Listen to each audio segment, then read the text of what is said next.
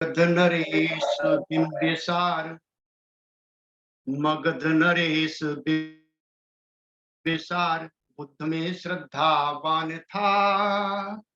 निकट राजगृह वेणुवन राजा का उद्यान था।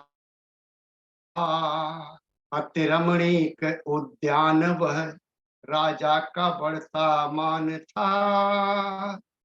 नाति दूर वह नगर से मगध राज्य की शान था। भिक्षु संग को भूपों ने दीना भोजन दान था। मुद्दा को मिले किया बीरबल दान था। नाम हुआ इतिहास में भारी, या पुण्य का काम है। उन महाश्रमण के चरण में बंधन हमारी शान है। उन महाश्रमण के चरण में बंधन हमारी शान है। राजमहिषी रानी खेमा, राजमहिषी रानी खेमा रूप सौंदर्य की खान थी। रूप अहंकारिणी वह बिंबिसार की जान थी। धम्म बुद्ध का सुने वह नृप ने किया विचार है। वेणु वन सौंदर्य को रानी रही निहार है। बुद्ध सामने पहुंची जब देखा चमत्कार भारी। पंखा झलती सोडसी वृद्ध जरा हुई बेचारी।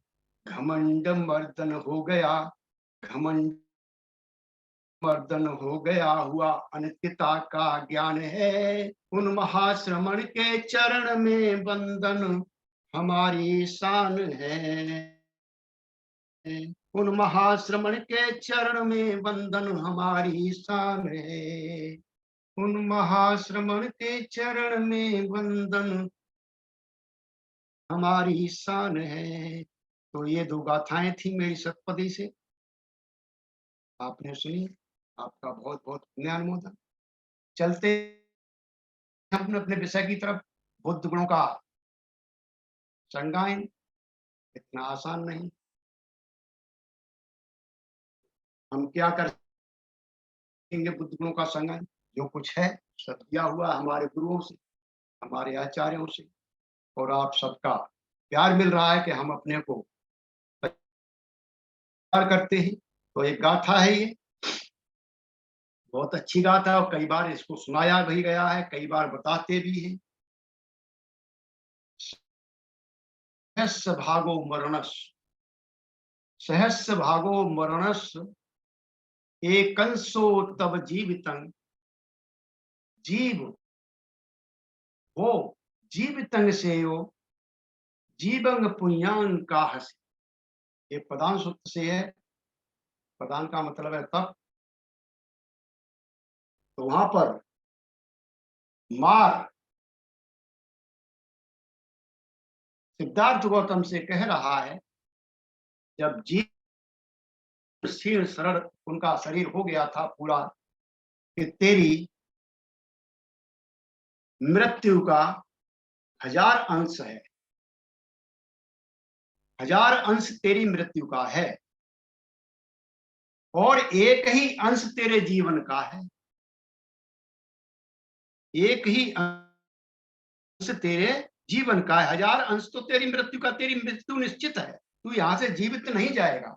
अगर जीवन बच गया तो बहुत मुश्किल है, तेरा 1000 में से एक अंश है जीवन का। जियो जियो, जीवित रहना उत्तम है। अगर जीवन ही चला गया तो फिर क्या है? इसलिए जीवित रहना उत्तम है। जीवित रहते हुए पुण्यों को करोगे, जीवित रहते हुए ही अपने पुण्यों को आप कमाइए, पुण्यों को करिए। ऐसी बातें कुछ जो है मार ने सिद्धार्थ गौतम के सामने जब तक बुद्ध नहीं हुए थे उससे पहले कही थी। और ये आज मैं आपके लिए कुछ राजा बिंबिसार और भगवान सिद्धार्थ गौतम का वार्तालाप लेके आया हूं, जो हमारे लिए भी बहुत ही प्रेरणादायक है, हमारे लिए बहुत ही लाभकारी है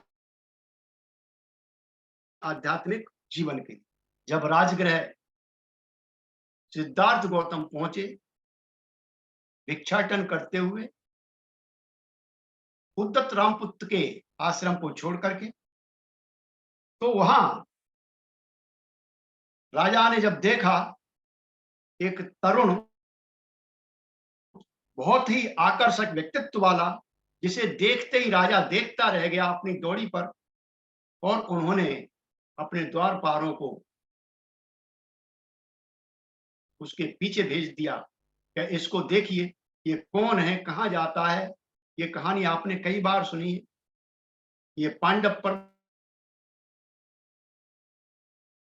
इसका नाम दिया गया है, ये बाद में आया है पांडव पर्वत। उस समय पर्वत कोई कुछ और ही होगा, चूंकि हमारी श्रमण संस्कृति का विध्वंस करके वैदिक संस्कृति को लादा गया है, तो बहुत सारे चीजों का बदलाव किया गया है, और उस बदलाव को आज भी आप देख सकते हो प्रत्यक्ष।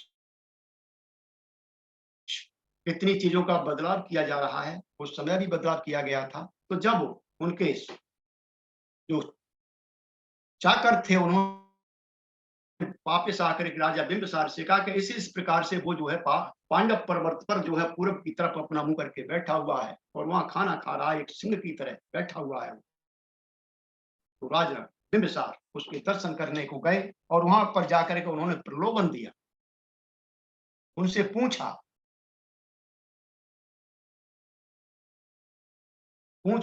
तब उन्होंने अपना परिचय दिया। परिचय देने के बाद फिर वार्तालाप होता है वहां पर। तो वहां पर जो है प्रलोभन दिया उन्होंने, राज्य का भी प्रलोभन दिया, सेना का भी दिया। तो वहां पर जब राजन कह चुके, उन्हें अपना प्रलोभन दे चुके, सारी बातें कह चुके, एक अच्छे मित्र के नाते जो कुछ उन्हें कहना चाहिए था, जो कुछ उन्हें करना चाहिए था, वो कर चुके, तब जो सिद्धार्थ गौतम राजन को, राजा बिंबिसार को जवाब दे, राजन आप जो मुझसे सहानुभूति रखते हो, आप जो मुझसे सहानुभूति दिखा रहे हो, मेरे साथ जो आप ये व्यवहार दिखा रहे हो, वो आप ही कर सकते हैं और कोई दूसरा नहीं कर सकता। एक अच्छा मित्र ही अपने मित्र के लिए कर सकता है। लेकिन जो चीज आप देने जा रहे हो, आप जिस चीज की तरफ मुझे मोड़ने जा रहे हो, वह मेरा लक्ष्य नहीं है। मेरा लक्ष्य कुछ और है, मेरा लक्ष्य कुछ और है। हे राजन, मुझे किसी जंगली जानवर से डर नहीं लगता।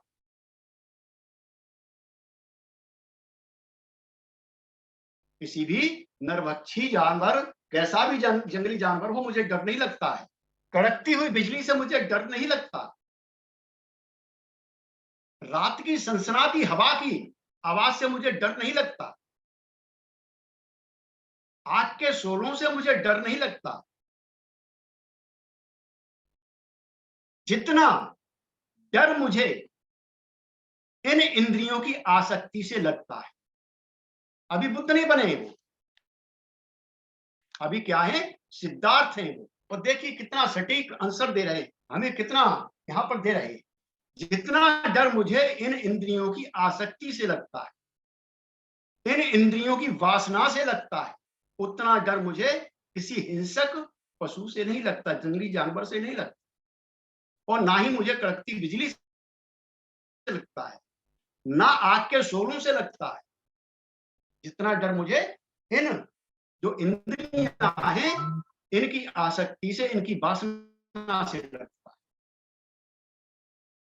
राजन, ये जीवन पल पल परिवर्तित हो रहा है, क्षण क्षण परिवर्तित हो रहा है। ये पूरी की पूरी व्यवस्था ही परिवर्तनशील है। आप किधर भी देख सकते हो। मैंने इस परिवर्तनशील व्यवस्था की दुष्परिणामों को देखा है, बहुत नजदीक से देखा है। तो क्या देखा है भाव सिद्धार्थ गौतम ने, क्या जवाब दिया उन्होंने? ये जितने भी विषय है सारे अस्थिर हैं, कोई भी विषय स्थिर नहीं है, परमानेंट रहने वाला नहीं है, ये खत्म होने वाले। हमारे सुख और संपत्ति विनाशक है। जितने भी हम इन विषयों के अंदर जाएंगे, हमारा सुख खत्म होता चला जाएगा, हमारी संपत्ति भी खत्म होती चली जाएगी। जो संसार के अंत है शून्य में और माया जैसे है, इनके अंदर कुछ भी नहीं है। माया है, जादू जैसा है। आशा काल में ही आदमी के चित्त को चल कर देते हैं। जहां हमें आशा होती है वहीं पर हमारा चित्त जो है चंचल हो जाता है। आशा काल में ही हम कुछ लिए बैठे हुए हैं, लेकिन हमारा चित्त वहीं पर डोल जाता है, मन हमारा विचलित हो जाता है और इस मन को बुरी तरह से ये जो है ग्रस लेते हैं, जकड़ लेते हैं। इनका कहना ही क्या, तो में हम अपने जीवन को देख सकते हैं। हम चले हैं बुद्ध के रास्ते के लिए, क्या वास्तव में हम चल पा रहे हैं? सिद्धार्थ भी निकले थे घर से, तो वो इतना जबरदस्त वार्तालाप कर रहे हैं बिंबिसार से, कोई जवाब नहीं बिंबिसार। विशेष में अनुरक्त को, जो विषय में अनुरक्त है, यहां और कहीं भी सुख और संतोष प्राप्त नहीं हो सकता। जो विषयों के अंदर अनुरक्त है, जो उनसे लिप्त है, जो विषयों में समाया हुआ है, उसको कहीं भी सुख और संतोष प्राप्त नहीं हो सकता। इनकी जिस प्रकार से हल्की हवा, आग की चिंगारी को हवा मिल जाती है और आग जो है विस्तृत होती चली जाती है, इसी प्रकार से ये विषय भी इनको हल्की सी हवा देते ही अपनी जकड़न में ले लेते हैं, ग्रस लेते हैं। इनकी तृप्ति नहीं होती, इनकी तृप्ति नहीं होती, ये और बढ़ते हुए चले जाते हैं। विषयों से बढ़कर संसार में विपत्ति नहीं, विषयों से बढ़कर संसार में विपत्ति नहीं है, क्योंकि ये सारे लोग क्या हैं, इस अविद्या से ग्रसे हुए हैं। इसीलिए ये जो है विषयों के अंदर अनुरक्त है, विषयों के अंदर ये फंसे पड़े हैं, ग्रसित है, पूरी तरह से समाये हुए, उससे निकलना ही नहीं चाहते, उसी में आनंद मना रहे हैं। जिस प्रकार सभी नदियों के पानी के गिरने पर भी, संसार में जितनी भी नदियां हैं, सारी नदियों का पानी कहां गिरता है? समुद्र के अंदर। लेकिन समुद्र कभी तृप्त नहीं होता, समुद्र कभी भरता नहीं है, तृप्त नहीं होता, वो अतृप्त ही रहता है। वैसे ही विषयों में अनुरक्त, विषयों से लिप्त मानव भी विषयों में से अतृप्त रहता है, वो भी पूरी तरह से प्यासा रहता है, उसकी प्यास नहीं बुझती है, वो तृप्त नहीं हो पाता, वो भूखा ही रहता है। आकाश से स्वर्ण की वर्षा होने पर, पुरानी कहानी हमने कभी पढ़ी है हमारे पूर्वजों के अंदर, अब तो ये सारी कहानियां निकाल दी गई हैं। हाँ? कभी हमने पढ़ी है, आकाश से स्वर्ण वर्षा होने पर भी और शक्र का राज लेने पर भी, शक्र का आधा राज्य भोगने पर भी, इंद्र का आधा राज्य भोगने पर भी राजा इन विषयों से अतृप्त ही रहा। राजा मानदाता, मेरे साथी कुछ पढ़े होंगे, बहुत अच्छी कहानी है, बड़ी अच्छी कथाएं हैं, बहुत कुछ देके जाती हैं। बताया जाता है कि वो जो है देवों के 1000 साल तक इंद्र के राज्य पर राज करता रहा था, आधा राज्य उसको इंद्र ने दे दिया था, लेकिन फिर भी इन विषयों से वो तृप्त नहीं हो पाया। आसक्ति ही उसको बनी रही, एक आसक्ति छूटे दूसरी आ जाए, दूसरी छूटे तीसरी आ जाए, आसक्तियों से लिप्त रहा और अंत में उसने कह दिया इंद्र से कि भाई मैं तृप्त नहीं हो पा रहा हूं, इसलिए मुझे वापिस पृथ्वी पर भेज दो। और जब पृथ्वी पर आया तो यहाँ पर सब कुछ बदला हुआ था। तो इस तरह से बहुत सारी चीजें हैं। मानदाता विषयों से अतृप्त ही रहा। जब इंद्र जो है वृत्र के भय से छुप गया था, स्वर्ग छोड़ के भाग गया था, उस समय राजा नहुस स्वर्ग का पूरा राज भोगा उसने, लेकिन इन विषयों से फिर भी वो अतृप्त रहा। और फिर क्या किया उसने कि अपनी पालकी को ऋषियों से उठवाया और इंद्राणी को लेने के लिए गया, और वहां से जैसे आया वो बात कुछ और ही है, तो वो भी विषयों से अतृप्त रहा। ये विषय इतने खतरनाक है।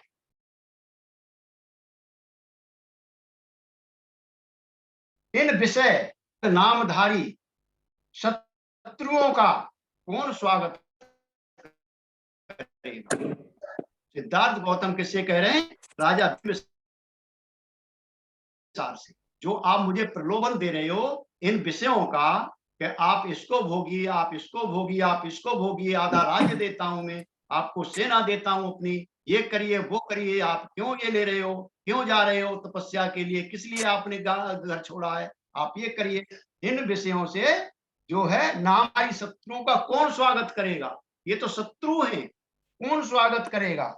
जिसने बतकल धारण कर लिए, कंदमूल खाने वाला है, जिन्होंने बतकल धारण कर लिए। बतकल बोले जाते हैं छाल के वस्त्र, कपड़ा नहीं, छाल बांधते थे। जंगलों में चले जाते थे लोग, पेड़ों की छाल बांधते थे अपने शरीर से, और क्या करते थे? सिर्फ कंदमूल खाते थे, घर गांव में जाते ही नहीं थे, देहात में जाते ही नहीं। जहां मानव था जंगलों में रहते थे, पूरी जिंदगी उनकी जंगलों में गुजर जाती थी, सांपों जैसी लंबी लंबी जटाएं हो जाती थी, और वो पुरुषार्थ में लगे रहते थे, तप में लगे रहते थे। इन विषयों ने जो है उन पर भी काबू पा लिया, उन पर भी काबू पा लिया। आपने कथा पढ़ी होगी, अच्छी तरह से जानते होगे, विश्वामित्र की कथा, विश्वामित्र और मेनका की कथा। हाँ, तो उन्होंने उस पर भी काबू पा लिया। ये काम विषय उल्का के समान है, ये काम विषय उल्का के समान है। इनके पीछे पड़ने पर आशा में और वृद्धि होती है, और प्यास बढ़ती है। जितना इसको पियोगे उतनी और प्यास बढ़ेगी, प्यास बढ़ती है। जिस प्रकार कोई साथी जाना चाहता है तो देख सकते हैं, समुद्र के पानी को पी के देखिए, आपको थोड़ी देर बाद फिर आपकी प्यास बढ़ जाएगी। समुद्र का पानी जैसे ही आप पिएंगे वैसे ही आपकी प्यास फिर और ज्यादा बढ़ जाएगी, और आप संतुष्ट नहीं हो पाएंगे उससे, और आखिरकार आपका हश्र बहुत ही खराब होता हुआ चला जाएगा, उससे संतुष्ट नहीं हो पाएंगे, और वो पानी हमको हमारे जीवन लीला को खत्म कर देगा। तो इसी प्रकार से ये विषय भी हमारी जीवन लीला को कस लेते हैं, बुरी तरह से ये जकड़ लेते हैं, हमें छोड़ते नहीं है। ये काम विषय फेंके हुए मांस के टुकड़े के समान है, जो राजाओं से लेकर सभी के दुख का कारण बनते हैं। किसके लिए लड़ रहे हैं राजा? किसके लिए लड़ रहे हैं? आज के राजा किसके लिए लड़ रहे हैं? अपनी सुख शांति के लिए। लेकिन क्या सुख शांति है? लाखों लोगों का मन से देखिए क्या निकलती है उनके लिए, कोई सुख शांति नहीं है। हर समय 7 लेवल की, 6 लेवल की, 5 लेवल की सुरक्षा घेरे में रहते हैं। खाना भी चक चक के मिलता खाने के लिए। क्या जीवन है? और जीवन को वो भोगते हैं। ये क्या है? सब दुख के कारण है। ये काम विषय नाशवान है, इनमें रमण करना विपत्ति को बुलावा है।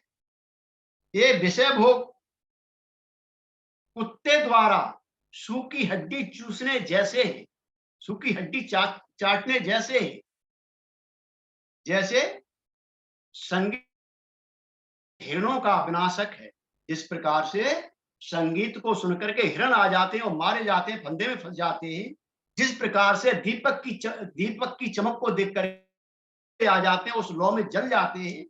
और जिस प्रकार से मांस लगे टुकड़े के कांटे में आकर के मछली फंस जाती है, वैसे ही काम विषय इस संसार के विनाशक है, हमारे जीवन के विनाशक है। हमारे आध्यात्मिक जीवन के तो विनाशक है, हमारे इस जीवन के विनाशक है। तो सांसारिक जीवन इसके भी विनाशक है। सभी संसार की सभी वस्तुएं, जितनी भी वस्तुएं हैं, वो 4 लोक धर्मों से चालित। लाभ हानि, यश अपयश, सुख दुख और निंदा स्तुति, द्वंद्वों के अधीन है। इसलिए कोई भी आदमी न नित्य सुखी रहता है और ना ही नित्य दुखी रहता है। जब मैं इस सुख दुख के मिश्रण को देखता हूं, सिद्धार्थ गौतम कह रहे हैं राजा बिंबिसार से कि जब मैं इस सुख दुख के मिश्रण को देखता हूं, तो मैं राजा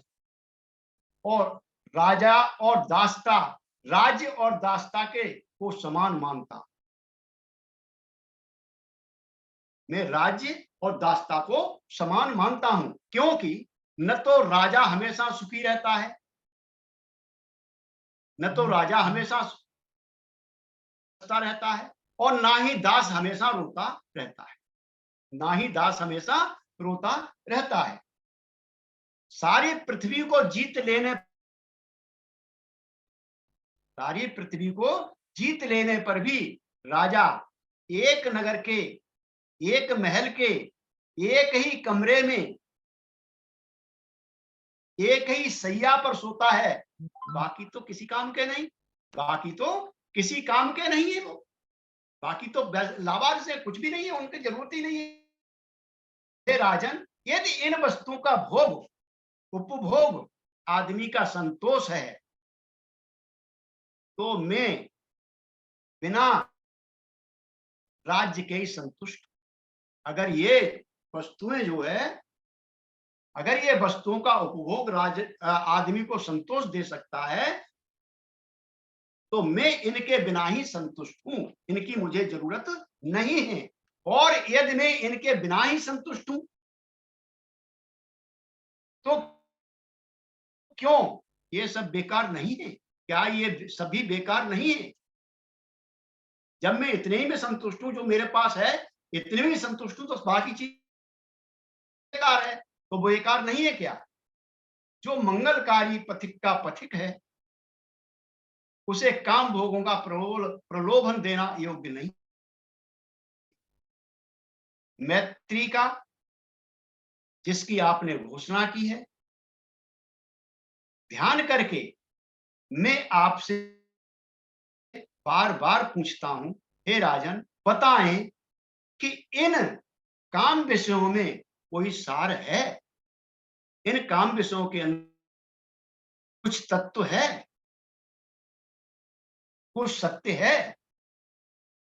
हे राजन, मैंने गृह त्याग किया है, रोष में आकर मैंने गृह त्याग नहीं किया है, रोष में आकर के मैंने गृह त्याग नहीं किया है, और ना ही शत्रुओं के बाणों ने मेरे मुकुट को गिरा दिया है, ना ही शत्रुओं के बाणों ने मेरे मुकुट को गिरा दिया है, और ना ही मेरी कोई दूसरी फल आकांक्षा है, और ना ही मेरी कोई दूसरी फल आकांक्षा है, जिसके कारण मैं आपके इस प्रलोभन का स्वागत करूं। इस प्रलोभन का स्वागत कैसे करूं? मित्र जो भिक्षाजीवी है वह दया का पात्र है, वह दया का पात्र नहीं है। जो भिक्षाजीवी है वो दया का पात्र नहीं है। उसे इस लोक में परम सुख प्राप्त है। मैं जो है परम सुख प्राप्त हूं, मुझे किसी चीज की जरूरत नहीं है, शांति प्राप्त है और आगे के लिए उसके सभी दुखों का अंत हो गया है। मैं इन दुखों को पार कर चुका हूं, मेरे दुखों का अंत हो गया है, नहीं आ सकता। किंतु वही दया का पात्र है, वही कृपा का पात्र है जो विशाल धनराशि के बीच गड़ा हुआ है, जिसके पास बहुत सारा धन है, उसके बीच में हुआ है, लेकिन उस पर भी वो जो है तृष्णा के वशीभूत, वो कृपा का पात्र है, वो दया का पात्र, जिसे इस लोक में न सुख प्राप्त है, न शांति प्राप्त है और न आगे के दुखों का ही अंत उसका हुआ है। न तो इस लोक में उसे शांति प्राप्त है और न ही उस आगे का कोई जीवन उसका शांति में रह सकता है, उनका भी अंत नहीं हुआ है, दुख आगे भी उसको घेरेंगे। जो कुछ तुमने मुझसे कहा वह तुम्हारे शील, जीवनचर्या और कुल के अनुरूप है। जो कुछ भी आपने मेरे से कहा है, जो कुछ भी आपने मुझको देने के लिए कहा है, वो आपके शील, जीवनचर्या और कुल के अनुरूप, लेकिन अपने दृढ़ निश्चय पर अटल रहना मेरे भी शील का, मेरे भी जीवनचर्या का और मेरे भी कुल के अनुरूप है, मेरे भी कुल के अनुरूप है। तो ये चर्चा जो है बिंबिसार और सिद्धार्थ गौतम के बीच में हुई, जो हमें कुछ शिक्षा जाती है, क्योंकि हम जो है सुरक्षितता के कारण हम जो है विषयासक्त होते, हम सोचते हैं कि हमारी सुरक्षा होगी, इसलिए हम अपने दुख का सामान इकट्ठा करते रहते, ढो ढो के लाते, जिसे जो नहीं चाहिए उसे भी ले आते, सजा हमको घर को, और जब वो टूटते हैं तो दुख ही होता है। तो हम सुरक्षितता के कारण भी विषयासक्त होते हैं। ये सब क्यों होता है कि हम विपर्यास के अंदर रहते, विपर्यास के कारण ये जो है हम करते रहते, हम दुख के अंदर सुख को तलाशते रहते, जो कुरूप है उसमें जो है सुंदरता ढूंढते रहते हैं, जो अनित्य है, जो स्थिर रहने वाला नहीं है, परिवर्तनशील है, उसको हम कहते हैं कि ये जो है नित्य है, ये स्थिर है, बदल नहीं रहा। और जो ठोस नहीं है उसको हम क्या देखते हैं, ये ठोस है, और हम क्या करते हैं, उस परिवर्तन को स्वीकार नहीं करते और इसलिए हम जो है दुखी होते। हम धारा के विपरीत नहीं जाना चाहते, हम धारा के विपरीत नहीं जाना चाहते। सिद्धार्थ गौतम धारा के विपरीत गए थे, तभी तो जो है पंचवर्गीय भिक्खु उनको छोड़ के चले गए थे परिव्राजक, कि तू उस रास्ते से भटक रहा है, अब तू जो तेरा पतन हो गया, हाँ, तू अब इस रास्ते पर नहीं चलने वाला, इसलिए हम वो साथ छोड़ के चले गए। और ये सब किस लिए होता है कि हम डरते हैं कुछ हमारा छूट जाएगा, हम डरते हैं कुछ हमारा छूट जाएगा, लेकिन छूटना अवश्यंभावी है, उसे आप